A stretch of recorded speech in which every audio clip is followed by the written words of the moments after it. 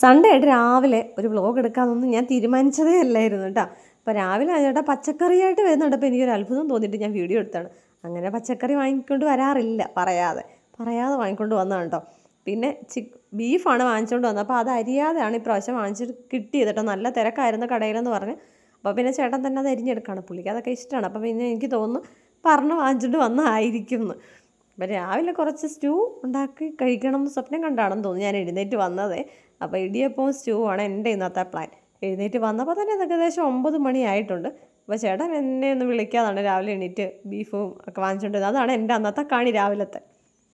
ഞാൻ സ്റ്റൂ ഉണ്ടാക്കുന്നതെന്ന് പറഞ്ഞപ്പോൾ തന്നെ എന്നോട് പറഞ്ഞാൽ സ്റ്റൂ ഒന്നും ഉണ്ടാക്കണ്ട, കറി അങ്ങ് വെക്ക്.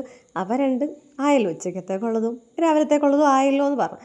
മിക്കവാറും ഞാൻ അങ്ങനെയാണ് ചെയ്യാറ്. മിക്കവാറും അരി അരച്ച് വെക്കും അപ്പത്തിനൊക്കെ ഉള്ളത്. എന്നിട്ട് രാവിലെ ബീഫോ ചിക്കനോ കൊണ്ട് വെക്കുമ്പോൾ രാവിലെ തന്നെ കറി വെക്കും.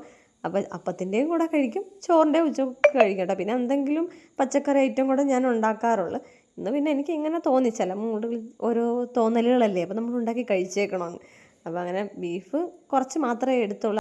അരിഞ്ഞുകൊണ്ടിരിക്കുന്നിടയ്ക്ക് ഞാൻ കൈയിട്ട് വാരി എടുത്തതാണല്ലോ. അപ്പോൾ പിന്നെ ഞാൻ കുറച്ച് മാത്രം രാവിലത്തേക്ക് മാത്രമുള്ള സാധനം എടുത്തുള്ളൂ. പിന്നെ കുറച്ച് പച്ചക്കറികളൊക്കെ അരിഞ്ഞ് കൂടുതലിടുക. ഒരു കിഴങ്ങും ഒരു ക്യാരറ്റും ഒക്കെ അരിഞ്ഞിട്ടിട്ടുണ്ട്. അപ്പോൾ പിന്നെ ധാരാളം. ഇത്രയും കൂടെ ആകുമ്പോൾ സംഭവം സൂപ്പറായിട്ട് വരും. നല്ല നമുക്ക് രാവിലത്തെ ഉള്ള ബ്രേക്ക്ഫാസ്റ്റിനുള്ള സംഭവം കാണും കേട്ടോ. ഇത്രയും കൂടെ അരിഞ്ഞെടുക്കുമ്പോൾ തന്നെ ബീഫ് കുറച്ച് കൂടുതലിട്ടാൽ നല്ല ടേസ്റ്റാണ്. പക്ഷെ ഞാൻ ഇത്ര മാത്രമേ ഉണ്ടാക്കുന്നുള്ളൂ. പിന്നെ 2 സവാള എടുത്തെങ്കിലും ഞാൻ അത്രയൊന്നും ഇട്ടിട്ടില്ല കേട്ടോ. ഒരു സവാള ഒരു മുറിയും കൂടെ അങ്ങനത്തോ ഞാൻ അരിഞ്ഞിട്ടിട്ടുള്ളൂ. അപ്പോൾ അത് ഞാൻ ഇതിനകത്ത് നേരെ ഇട്ടിട്ടില്ല. അത് നേരെ വേറെ വഴട്ടുമാണ് ചെയ്യുന്നത് കേട്ടോ. അപ്പോൾ അതിലോട്ട് നമ്മൾ കുക്കറിലോട്ടാണ് എല്ലാം തട്ടി കൊടുക്കുന്നത്. നമ്മൾ ബീഫും ക്യാരറ്റും കിഴങ്ങും പച്ചമുളകും ഇട്ടിട്ടുണ്ട് ഞാൻ. പിന്നെ നമ്മുടെ പട്ട, ഗ്രാമ്പു, ഏലക്ക അങ്ങനത്തെ സാധനങ്ങൾ, സ്പൈസസൊക്കെ അത്യാവശ്യം ഞാൻ ഇതിൽ കുറച്ച് സാധനം ഉള്ളതുകൊണ്ട് അതനുസരിച്ച് ഞാൻ വളരെ കുറച്ചാണ് ഇട്ടിട്ടുള്ളത് കേട്ടോ. അപ്പോൾ നമ്മൾ ഇനിയും ഉള്ളി വഴട്ടുമ്പോഴും ഇടും. അപ്പോൾ അതനുസരിച്ചിട്ട് മാത്രമേ ഇത് ഇറച്ചിയിലേക്കുള്ള പിടിക്കാൻ വേണ്ടിയിട്ടുള്ള പച്ചക്കറിയിലെല്ലാം പിടിക്കാൻ വേണ്ടിയിട്ടുള്ളത് മാത്രമേ ഇതിനകത്തിൽ ഇട്ടിട്ടുള്ളൂ. കുറച്ച് പെരിഞ്ജീരകവും ഒക്കെ ഇട്ടിട്ടുണ്ട് ഞാൻ. ഇഞ്ചിയും വെളുത്തുള്ളിയും കുറച്ച് ചതച്ചത് കുക്കറിൽ ഇട്ടിട്ടുണ്ട്. കുറച്ച് നമ്മൾ വഴട്ടുമ്പോഴും ഇടും കേട്ടോ. കുരുമുളക് ഞാൻ മുഴുവനും ഇട്ടിട്ടില്ല, പൊടി മാത്രമാണ് ചേർക്കുന്നത്. പിന്നെ ആവശ്യത്തിന് ഉപ്പും കൂടെ ഞാൻ ചേർത്തിട്ടുണ്ട് കേട്ടോ. ഇത് കറക്റ്റ് സ്റ്റൂ വെക്കുന്ന രീതിയിലൊന്നുമല്ല ഞാൻ വെക്കുന്നത്. ഞാൻ പെട്ടെന്ന് വെക്കാന്ന് വെച്ചാൽ സമയം ഇപ്പം തന്നെ 9:15 അപ്പോൾ ഇനിയും ഇത് അടുപ്പിലാക്കിയിട്ട് വേണം. നമുക്ക് തേങ്ങാപ്പാലൊക്കെ എടുക്കണം. പിന്നെ ഇടിയപ്പം കുഴച്ച് അതും ഞെക്കണം. അപ്പോൾ അങ്ങനെയൊക്കെ പണികളുണ്ട്. കഴിക്കണമെങ്കിൽ ഏകദേശം 10:11 ആവും. എല്ലാ ആഴ്ചയിലും ഇങ്ങനെയൊക്കെ തന്നെയാണ്. ഇതിപ്പം ഇങ്ങനെ ആണെന്നല്ലെങ്കിലും ഞാൻ കുറച്ച് എല്ലാ ആഴ്ച സൺഡേയും കുറച്ച് ലേറ്റായിട്ടാണ് ഞാനെല്ലാം ചെയ്യാറ്. അത് എല്ലാവർക്കും ഞായറാഴ്ച സൗദിയല്ലേ, നമുക്ക് വീട്ടമ്മമാർക്ക് അവധിയൊന്നും ഇല്ലെങ്കിലും കുറച്ച് ലേസിയാണ് ഒന്ന് ഞാൻ. അപ്പോൾ എല്ലാവരും കുറച്ച് പതുക്കെയൊക്കെ കഴിച്ചാൽ മതി. അതുമല്ല എല്ലാവരും എഴുന്നേറ്റ് വരുമ്പോൾ 10 മണിയൊക്കെ ആവും പിള്ളേരൊക്കെ. അപ്പോൾ അപ്പോഴേ കഴിക്കത്തില്ലല്ലോ, കുറച്ച് സമയം കഴിഞ്ഞിട്ടല്ലേ കഴിക്കത്തുള്ളൂ. ഞാൻ അതൊക്കെ കണക്ക് കൂട്ടിയിട്ടാണ്. പക്ഷേ ഇത് സ്റ്റൂവിൻ്റെ മണം അടിച്ചപ്പോൾ തന്നെ ഓരോരുത്തർ വന്നു തുടങ്ങി കേട്ടോ. കൂടെ കഴിക്കാനൊന്നുമില്ല, ഇത് മാത്രമേ ഉള്ളൂ എന്നൊക്കെ ചോദിച്ചിട്ട്. സാധാരണ ദിവസങ്ങളിൽ അപ്പം ആയതുകൊണ്ട് അപ്പം ഇല്ലേ എന്ന് ചോദിച്ചത് ഞായറാഴ്ച ദിവസം. അപ്പോൾ അങ്ങനെ അതൊരു സൈഡിൽ ഇരിക്കുന്നുണ്ട്. ഞാൻ ഇപ്പുറത്ത് ഉള്ളി വെട്ടാൻ ചട്ടി അടുപ്പി വെച്ചിട്ടുണ്ട്. അത് നമ്മുടെ സവാളയും അതൊക്കെ അരിഞ്ഞും വെച്ചിട്ടുണ്ട് കേട്ടോ. പിന്നെ ഇതിനകത്തോട്ടും കുറച്ച് സ്പൈസസ് എല്ലാം കൂടെ ഇട്ട് കൊടുക്കുന്നുണ്ട്. പിന്നെ നമ്മുടെ പച്ചക്കറി കുറച്ച് വെന്ത് കഴിയുമ്പോൾ ഞാൻ ഈ ഉള്ളിക്കകത്തോട്ട് ഇങ്ങ് മാറ്റണം കേട്ടോ. അല്ലെങ്കിൽ ഒത്തിരി പച്ചക്കറികളെല്ലാം നമ്മുടെ ക്യാരറ്റും കിഴങ്ങും എല്ലാം ഉടഞ്ഞങ്ങ് കലങ്ങിപ്പോയാൽ കൊള്ളത്തില്ല. അതങ്ങനെ കഷ്ണം അങ്ങനെ തന്നെ കിടക്കാണ്, കാണാനൊരു ഭംഗിക്കും അതാണ് നല്ലത്. അപ്പോൾ ഞാനിത് കുറച്ച് വെള്ളം ഒഴിച്ച് വേവിച്ചിട്ട് പച്ചക്കറികൾ ഇങ്ങോട്ട് മാറ്റുന്നുണ്ട് കേട്ടോ. കുറച്ച് കിഴങ്ങും കഷ്ണങ്ങൾ അതിനകത്ത് ഇട്ടിട്ടുണ്ട്, അതൊരു കൊഴുപ്പിന് വേണ്ടിയിട്ട്. കാരണം ഞാൻ ഇവിടെ അണ്ടിപ്പരിപ്പോ അങ്ങനെ സാധനങ്ങളൊന്നും ഇരിപ്പില്ല. മൈദ ഇരിപ്പുണ്ട്, പക്ഷേ മൈദ ഞാൻ അങ്ങനെ ചേർക്കാമല്ലോ. ഒന്നീ അണ്ടിപ്പരിപ്പ് അരച്ച് ചേർക്കും, അല്ലെ കോൺഫ്ലവർ ചേർക്കണം കേട്ടോ. അപ്പോൾ ഇത് രണ്ടിൽ എന്തെങ്കിലും ചേർത്താൽ നമ്മുടെ ഇതിന് നല്ല കൊഴുപ്പുണ്ടാവത്തുള്ളേ. അപ്പോൾ ഞാൻ അതുകൊണ്ട് കുറച്ച് ക്യാരറ്റ് അതിലിട്ടിട്ടുണ്ട്. അത് നമ്മുടെ ബീഫിൻ്റെ കൂടെ വിസിലടിക്കുമ്പോൾ നന്നായിട്ട് ഒന്ന് വെന്തുടഞ്ഞോട്ടെ എന്ന് വിചാരിച്ചിട്ടിട്ടേക്കും. പെറുക്കി കുറച്ച് കഷ്ണങ്ങളേ ഉള്ളൂ ബീഫിൻ്റേത്. പക്ഷേ എങ്കിലും അത് ബീഫിൻ്റെ സ്റ്റൂവിന് ഒരു പ്രത്യേക ടേസ്റ്റാണ് കേട്ടോ. അതിൻ്റെ ഫ്ലേവർ എനിക്ക് ഭയങ്കര ഇഷ്ടമാണ് കേട്ടോ. അപ്പോൾ അങ്ങനെ പിന്നെ വീണ്ടും ഞാൻ ഇത് കുക്കർ അടച്ച് വെച്ചിട്ട് വീണ്ടും വിസിലടിച്ച് 3-4 വിസിൽ അടിച്ചിട്ടുണ്ട്. പിന്നെ ബാക്കി ബീഫ് ഞാൻ കഴുകി എടുക്കുന്നുണ്ട് കേട്ടോ. ഇത് കറി വെക്കാൻ വേണ്ടിയിട്ടുള്ളതാണ് ഉച്ചക്കത്തേക്ക്. അത് വെള്ളം വാലാനൊക്കെ വെക്കാം ഒരു സൈഡിൽ. വെള്ളം വാലാൻ വെക്കുക തന്നെയല്ല, കൂട്ടത്തിൽ ഞാൻ ഉള്ളിയെല്ലാം അരിഞ്ഞ് അതിൻ്റെയും എടുക്കുന്നുണ്ട് കേട്ടോ. അപ്പോഴത്തേക്ക് അങ്ങനെ ബീഫൊക്കെ വെന്തപ്പോൾ ഇത് തട്ടി ഞാൻ ചട്ടിയിലോട്ട് ഇട്ടിട്ടുണ്ട്. പിന്നെ കുറച്ച് തേങ്ങാപ്പാലിൻ്റെ 2ാം പാൽ ഒഴിച്ചിട്ട് ഇത് 2 സാധനങ്ങളോട് ഒന്നുകൂടെ യോജിക്കണ്ടേ. ഇത് 2ആയിട്ട് വേവിച്ച് വെച്ചേക്കുന്നുണ്ട്. ഈ ഉള്ളിയും നമ്മുടെ ബീഫും കിഴങ്ങും ക്യാരറ്റും എല്ലാം കൂടെ ഒന്ന് സെറ്റാവാൻ 2ാം പാലിനകത്ത് കുറച്ച് സമയം അതൊന്ന് തിളച്ച് കുറുകാൻ വരെ നിൽക്കുന്നുണ്ട് കേട്ടോ. അത് കുറുകി വരുമ്പോൾ നമുക്ക് 1ാം പാലൂടെ ഒഴിക്കണം.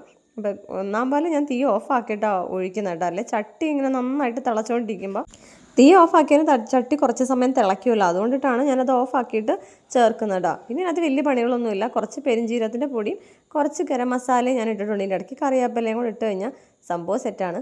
വേറെ അങ്ങനെ ഭയങ്കര ഈസിയാണ്. തേങ്ങാപ്പാൽ എടുക്കുന്ന ഒരു സമയം മാത്രമേ നമുക്ക് പോകുന്നുള്ളൂ കേട്ടോ.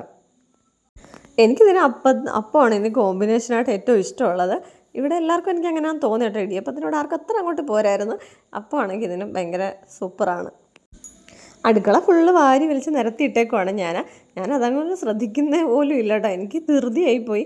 ഒന്നത് ലേറ്റ് ആയതുകൊണ്ട് 10 മണി ആയതിന് മുമ്പ് എല്ലാവരും എഴുന്നേറ്റ് വന്നത്. ഞാൻ പ്രതീക്ഷിക്കുന്നതിനെക്കാട്ടി മുമ്പ് എല്ലാവരും എഴുന്നേറ്റ് പല്ലും തേച്ചിട്ട് റെഡി ആയിരിപ്പുണ്ട് ഭക്ഷണത്തിന്. അല്ലേ, ഭക്ഷണം തായോ വിശക്കുന്നല്ലോ എന്ന് പറഞ്ഞുള്ള ഇരിപ്പ് തുടങ്ങിയപ്പോൾ എനിക്ക് ടെൻഷനായിട്ട് ഞാൻ പെട്ടെന്ന് പിന്നെ ധൃതിയാണ്. ഇടിയപ്പം എനിക്ക് ഭയങ്കര സ്പീഡിൽ ഉണ്ടാക്കാൻ പറ്റും എന്ന് എനിക്കൊരു കോൺഫിഡൻസ് ഉണ്ട്. ഏറ്റവും എളുപ്പം എനിക്ക് എത്രക്കൊക്കെ പുട്ടൊക്കെ അല്ലേ എളുപ്പം ഉണ്ടാക്കാൻ പറ്റും. എനിക്ക് അതിനെക്കാട്ടി സ്പീഡിൽ ഉണ്ടാക്കാൻ പറ്റുന്ന ഇടിയപ്പമാണ് കേട്ടോ. അപ്പോൾ ഇടിയപ്പത്തിനുള്ള വെള്ളമൊക്കെ തിളപ്പിച്ച് ഞാൻ സൈഡിൽ മാറ്റി വെച്ചിട്ടുണ്ട് കേട്ടോ. പെട്ടെന്ന് എല്ലാം ആവണ്ടായോ എന്ന് ഓർത്തിട്ട്. ഇനി ഇടിയപ്പം കുഴയാണ് അടുത്തത്. ഇടിയപ്പത്തിനുള്ള പൊടിയൊക്കെ എടുത്ത് വെച്ചിട്ട് ഞാൻ പിന്നെ പാത്രങ്ങളും നമ്മുടെ സേവനാഴിയൊക്കെ എടുത്ത് അടുത്ത് കൊണ്ടുവെക്കാണ്ട് എല്ലാം സെറ്റാക്കി വെച്ചിട്ട് മാത്രമേ ഞാൻ ഇടിയപ്പം കുഴയ്ക്കാനും അതിങ്ങനെ നിൽക്കത്തുള്ളൂ, അതിൻ്റെ പണിക്ക് നിൽക്കത്തുള്ളൂ. ഇങ്ങനെ ഓടി നടക്കുമ്പോഴാണ് സമയം ഒത്തിരി പോകുന്നത്. ഇങ്ങനെ അടുപ്പിച്ച് വെക്കാമെങ്കിൽ നമുക്ക് ഭയങ്കര ഈസി ആയിട്ട് എളുപ്പം അത് കുഴച്ച് നമുക്കത് പിഴിഞ്ഞ് ഞെക്കി വെക്കാം കേട്ടോ. ഇഡ്ഡലി തട്ടിനകത്തോട്ട് നല്ല തിളച്ച വെള്ളത്തിൽ ഇടിയപ്പം ഉണ്ടാക്കണം. ഇത്തിരി തണുത്ത് പോയി കഴിഞ്ഞാൽ നമ്മുടെ ആ മാവ് സെറ്റായിട്ട് വരത്തില്ല കേട്ടോ. എനിക്ക് ആദ്യം ഇച്ചിരി പണി കിട്ടി. ഞാൻ ആദ്യം മാവ് ഇട്ടപ്പം ഈ വെള്ളം ഇത്തിരി നേരം അടുത്തിരുന്നിട്ട് ഒന്ന് തണുത്ത് പോയായിരുന്നു. ഞാൻ പിന്നെ വീണ്ടും തിളപ്പിച്ചിട്ടാണ് അതിനകത്ത് ഒഴിച്ച് കുഴച്ചെടുത്തത്. അപ്പോഴാണ് എനിക്ക് കറക്റ്റായിട്ട് കിട്ടിയത് കേട്ടോ. നമ്മുടെ സ്റ്റൂ ഒക്കെ നല്ലതായിട്ട് ആവശ്യത്തിന് കുറുകിയൊക്കെ വന്നിട്ടുണ്ട് കേട്ടോ. അപ്പം ഞാൻ വിചാരിച്ചാൽ നല്ലതായിട്ട് കുറുകി ഇല്ലെങ്കിൽ ഇത്തിരി അരിപ്പൊടി എന്തെങ്കിലും ഒന്ന് കലക്കി ഒഴിക്കാൻ നോക്കിയപ്പോൾ കുഴപ്പമൊന്നുമില്ല. എനിക്ക് ആവശ്യത്തിന് കുറുകിയായിട്ട് ഉള്ളതായിട്ടാണ് എനിക്ക് തോന്നിയത് കേട്ടോ. അപ്പോൾ ചട്ടിക്കകത്തിരിക്കുമ്പോൾ ഒന്ന് കുറുകി വരും നമ്മൾ കഴിക്കാൻ സമയമാകുമ്പോഴത്തേക്ക് കേട്ടോ.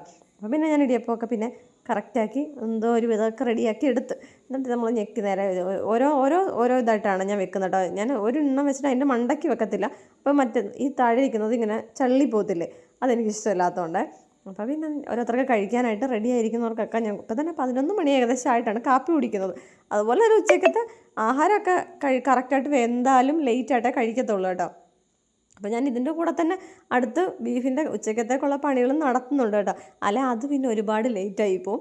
രാവിലത്തെ ഉച്ചക്കത്തേക്കൂടെ ഒരുമിച്ച് കറികളും എല്ലാം ആവുകയും ചെയ്യും. അപ്പോൾ അത് അച്ഛൻ വന്നിട്ടുണ്ട്. അച്ഛൻ വാഴയ്ക്ക് വളവിടാനുള്ള പണികളൊക്കെ നോക്കുന്നു. പാറും ഇട്ടിരുന്നിട്ട് എന്തോ ബോൾസൊക്കെ ഇട്ട് വെക്കാൻ കുപ്പി പാട്ടൊക്കെ കഴുകിയെടുക്കുകയാണ് കേട്ടോ. ഞാൻ അവിടെ നിന്ന് വെള്ളത്തിൽ കളിച്ചോട്ടെ വെച്ചിട്ട് ഞാൻ അങ്ങനെ കൂടുതൽ മൈൻഡ് ചെയ്യാനൊന്നും പോയില്ല. അച്ഛൻ്റെ പണിയിലോട്ട് കിടക്കുന്നുണ്ട് കേട്ടോ. വളമൊക്കെ വാങ്ങിക്കുക, അതിനൊക്കെ കവറൊക്കെയാണ് അച്ഛൻ ഈ എടുക്കുന്നത്. അപ്പോൾ ഇതൊക്കെയാണ് ഈ വെള്ളത്തിലിട്ട് വെച്ചേക്കുന്നത്. സൈഡിൽ കൂടെ എൻ്റെ ബീഫ് കറി റെഡി ആയിക്കൊണ്ടിരിക്കുന്നു.